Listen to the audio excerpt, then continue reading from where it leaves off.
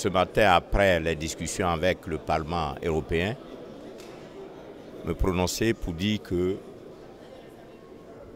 les esprits développés par le président du Parlement européen sont des esprits collégiaux, un esprit collégial qui donne la chance à tout un chacun pour son orientation et son développement à mener un peuple à aller de l'avant. Alors, le président du Parlement européen s'est adressé donc à la représentation nationale.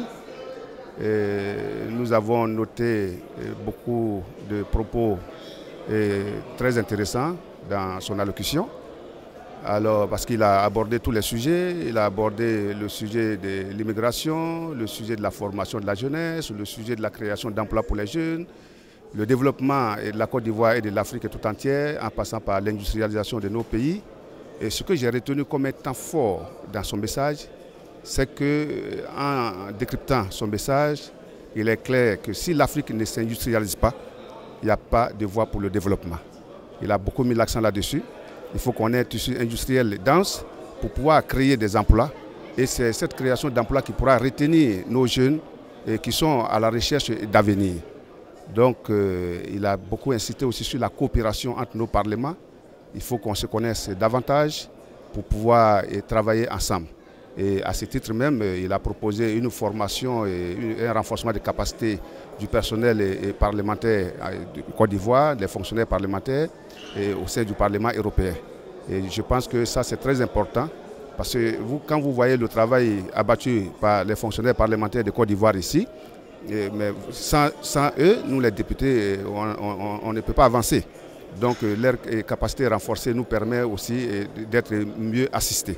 Alors en dehors de cela, il a mis l'accent sur la diplomatie économique et c'est ce que nous faisons. Et dans tout cela, il s'est réjoui même de la prise de place de la Côte d'Ivoire au sein du Conseil de sécurité des Nations Unies. Et il a dit, ensemble, l'Europe et l'Afrique, ensemble, on peut quand même avoir une majorité. Ça, c'est très important et donc c'est une prise de conscience de notre rôle à jouer au niveau du Conseil de sécurité. Nous avons eu l'immense honneur d'accueillir en notre sein le président du Parlement européen qui a abordé plusieurs points.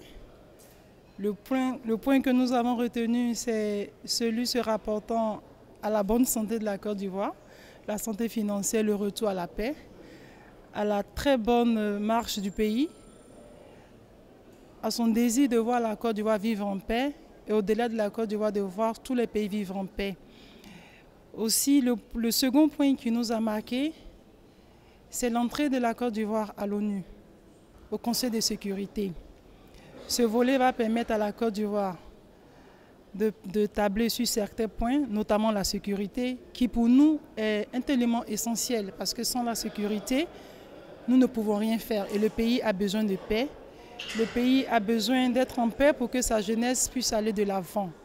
Et le troisième point qu'il a abordé, c'est celui de l'immigration. Nous savons que l'immigration et le chômage est un mal qui mine tous les pays.